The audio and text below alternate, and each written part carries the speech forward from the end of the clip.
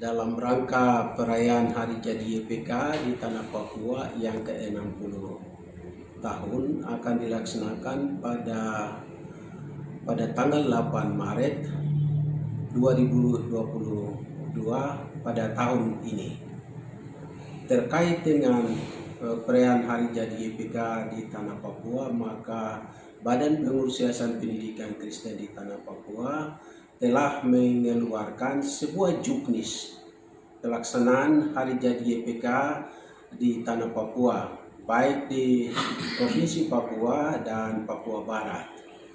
Nah, kaitan dengan itu, maka pada perayaan 60 tahun YPK di Tanah Papua, perayaan ini diserahkan kepada seluruh sekolah-sekolah, bahkan PSW YPK dan jemaat-jemaat untuk melaksanakan. Mengapa? Karena situasi pandemi pada hari ini mengakibatkan sehingga Badan Pengurus YPK lebih memilih untuk memberikan tanggung jawab kepada PSW, tetapi juga kepada sekolah-sekolah untuk merayakan dan melaksanakan HUT YPK 60 tahun ini secara sederhana. Tentu dirayakan secara sederhana, tetapi ada hal-hal yang perlu dilakukan demi untuk peningkatan kualitas daripada anak-anak didik yang ada di sekolah-sekolah YPK di Tanah Papua. Ya, untuk meningkatkan itu adalah barangkali mereka harus melakukan lomba-lomba, kemudian gerak jalan, paduan suara, juga mereka melakukan pembersihan terhadap sekolah-sekolah YPK di mana anak-anak itu mengikuti proses pendidikan. Hal yang kedua terkait dengan perkembangan situasi YPK di hari ini. Sejak 2015, Badan Pengurus YPK yang di-SK-kan oleh Badan Pekerjaan Sinode untuk bekerja kurang lebih sudah menjelang 7 tahun. Biasanya itu 5 tahun, tetapi ini sudah lewat 2 tahun.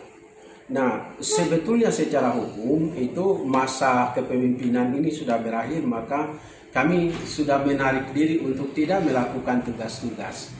Tetapi untuk diketahui oleh saudara-saudara pemirsa di seluruh Tanah Papua bahwa sebagian besar Bapak dan Ibu yang melakukan tugas-tugas di kantor ini atau kantor pusat YPK adalah warga jemaat yang punya hati dan punya kepedulian untuk bagaimana melaksanakan tugas-tugas advokasi pendidikan ini. Ketika mereka mengundurkan diri daripada sesuai dengan surat keputusan yang dikeluarkan oleh Badan Pekerjaan Sinode yang mestinya disebut sebagai pembina untuk yayasan-yayasan sesuai dengan Undang-Undang Yayasan nomor 16 tahun 2001, mestinya ini sudah turun. Tetapi seperti yang tadi saya sampaikan bahwa hati mereka, hidup mereka berikan untuk bagaimana pengembangan pendidikan Kristen ini di Tanah Papua. Hari ini orang berbicara tentang masalah pendidikan, tapi tidak tahu bahwa regulasi pada hari ini berkembang. Beberapa waktu lalu, hari ini perkembangan situasi pendidikan pada hari ini sangat beda dan menentukan. Ketika teman-teman yang bekerja bersama-sama hari ini mereka mengundurkan diri, maka saya tahu dan rasa bahwa pendidikan akan stagnan.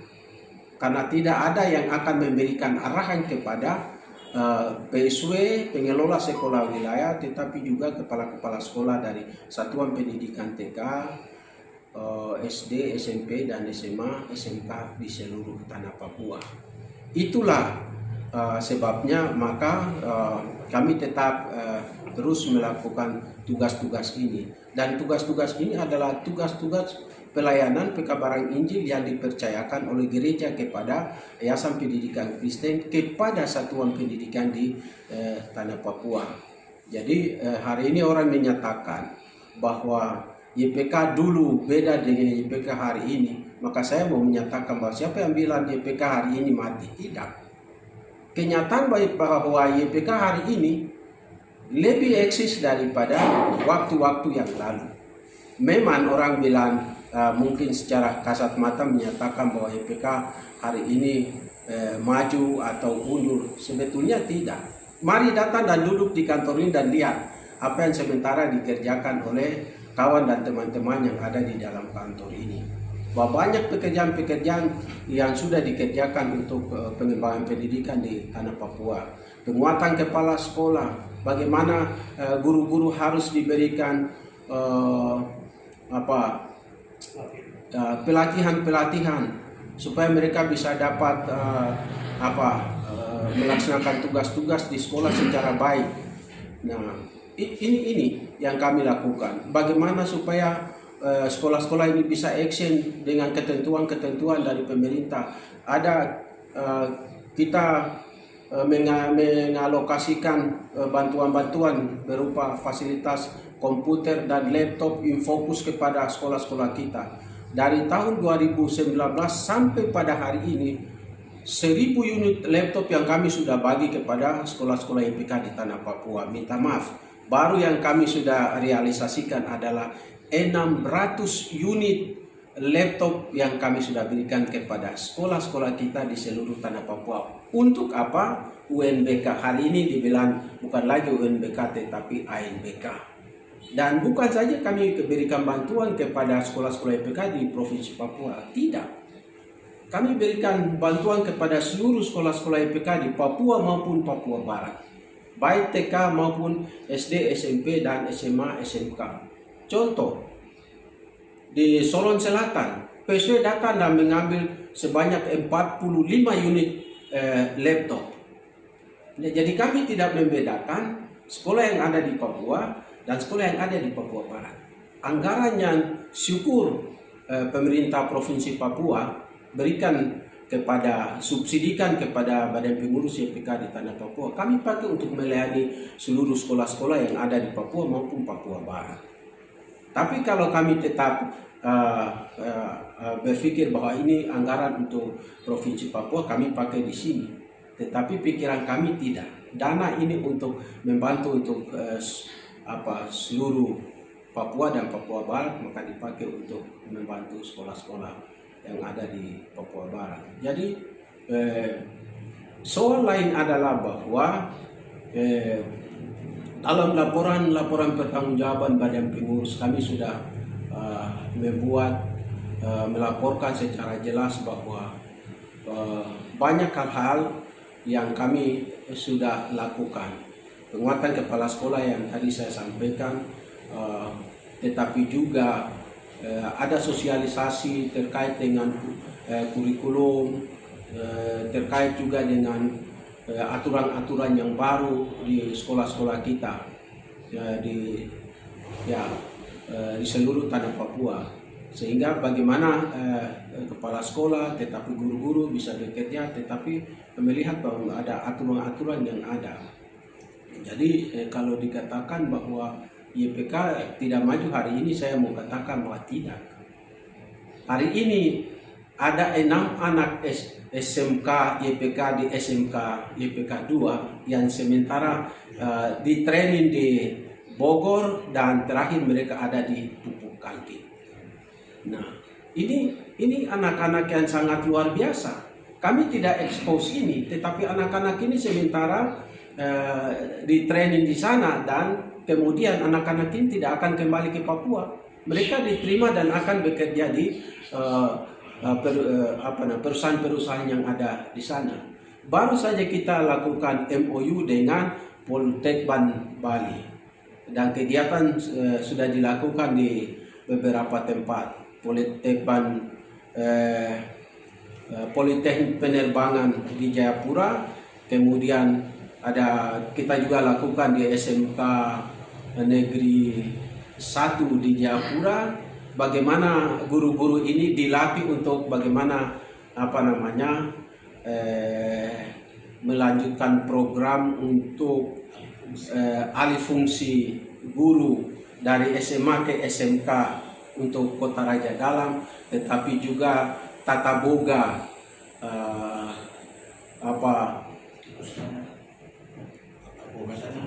tata busana, akomodasi perhotelan dan juga teknik logistik, ya RPR yang hari ini kita punya sekolah-sekolah khusus di tanah Papua belum ada program ini. YPK baru memulai dengan program ini. Mengapa kita fokus untuk melakukan program ini? Karena banyak anak-anak Papua kita punya kemampuan. Mereka bisa membuka usaha untuk logistik, mengirimkan barang-barang ke kabupaten dan daerah-daerah terpencil. Tapi siapa yang mendidik mereka?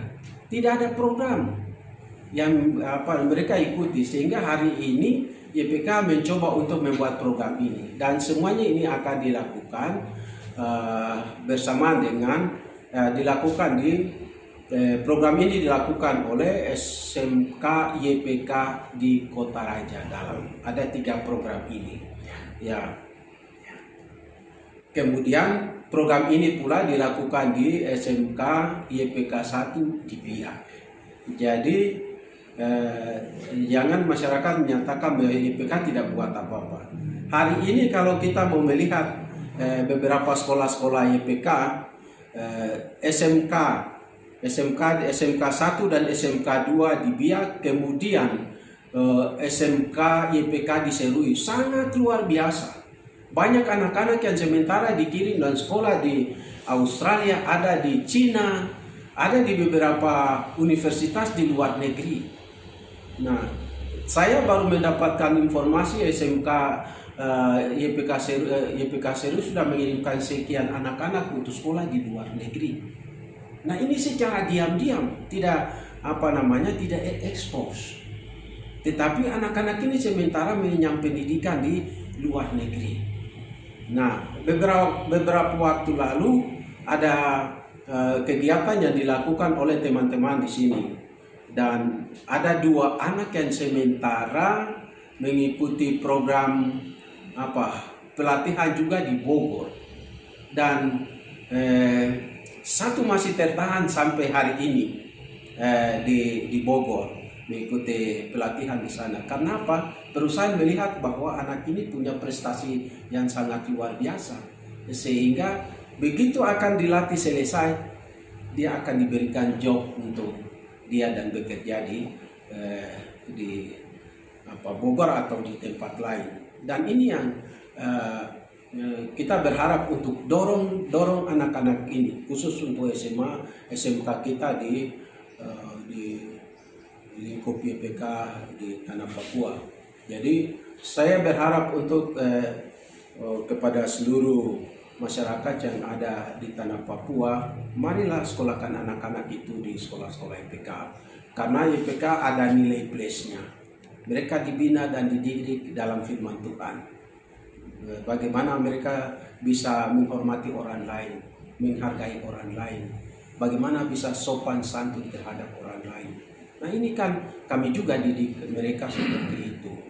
Nah, sehingga kita berharap juga kepada alumni-alumni YPK di tanah Papua, marilah tunjukkan kontribusi kita untuk membantu YPK ini.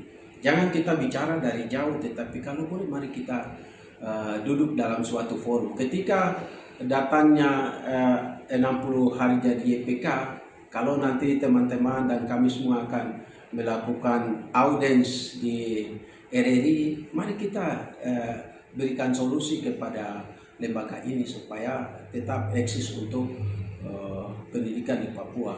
YPK tidak hanya di dalam kota. YPK ada di dalam kota, pesisir pantai, pegunungan, dan dataran lembah. YPK ada di situ. YPK bukan hari ini ada. YPK sudah ada sejak 1855, itu sudah ada. Data autentik dari zaman saya masih simpan sampai hari ini. Itu sekolah-sekolah YPK sudah ada sebelum sekolah-sekolah lain yang ada di tanah Papua. Jadi kalau mau dibilang YPK tidak berbuat apa-apa, minta maaf. YPK hari ini bekerja keras untuk bagaimana menolong anak bangsa ini, supaya mereka juga menikmati pendidikan yang sementara diselenggarakan oleh pemerintah ini bersama-sama dengan Yayasan Pendidikan Kristen di Tanah Papua. Barangkali itu yang saya sampaikan. Kurang dan lebihnya mari kita dukung YPK, karena YPK bagian dari penyelenggaraan penginjilan di Satuan Pendidikan Kristen di seluruh Tanah Papua. Ya. Apa yang diharapkan untuk Sinode GKI di Tanah Papua untuk bagaimana melihat pembangunan YPK ini ke depan? Ya, sepanjang Yayasan Pendidikan Kristen akses di dunia pendidikan, sebenarnya lembaga besar seperti GKI di Tanah Papua, ketika kami memohon bahkan menyurati untuk datang dan mari kita duduk dan bicara bagaimana ke depan untuk pendidikan ini. Nah, gereja harus merespons secara cepat. Nah, bahkan bisa datang dan mengunjungi kami di sini. Sama sekali tidak pernah. Banyak surat yang kita keluarkan untuk minta gereja datang dan duduk, bahkan kami membawa diri dan minta waktu untuk duduk dan bicara sebagai lembaga pembina Yayasan Pendidikan Kristen Tanah Papua. Belum pernah tidak ditanggapi secara serius. Dan yayasan ini kita berdiri berdasarkan Undang-Undang Yayasan nomor 16 tahun 2001. Kita bekerja berdasarkan aturan ini. Kita tidak bekerja di luar itu. Dan bekerja berdasarkan aturan-aturan yang ada, sehingga kalaupun ada hal-hal yang kurang berkenan atau ada hal-hal yang kami kerjakan, mestinya selalu ada konfirmasi kepada kami, atau mari kita duduk dan mengatur pendidikan ini secara baik. Tidak ada yang memutuskan sendiri-sendiri, karena ini yayasan ini berbadan hukum sesuai dengan undang-undang yayasan. Ini berbadan hukum dan punya anggaran dasar dan punya anggaran rumah tangga. Beda dengan yayasan lain juga punya anggaran dasar dan anggaran rumah tangga. Nah, sehingga terkait dengan masalah pendidikan, masalah aset, ya itu ada kewenangan pada yayasan. Sehingga kita berharap ke depan pimpinan gereja mari kita duduk bersama-sama mengatur dan menata pendidikan ini secara baik. Sebab yayasan ini berdiri sendiri, punya anggaran dasar dan anggaran rumah tangga. Dia tidak di bawah Departemen Pendidikan, sama sekali tidak. Yayasan ini sejajar dengan pimpinan gereja ini. Nah, sehingga ada hal-hal yang perlu mau dibicarakan, kami tidak di bawah departemen, kami berdiri sendiri. Ya, kira-kira seperti itu.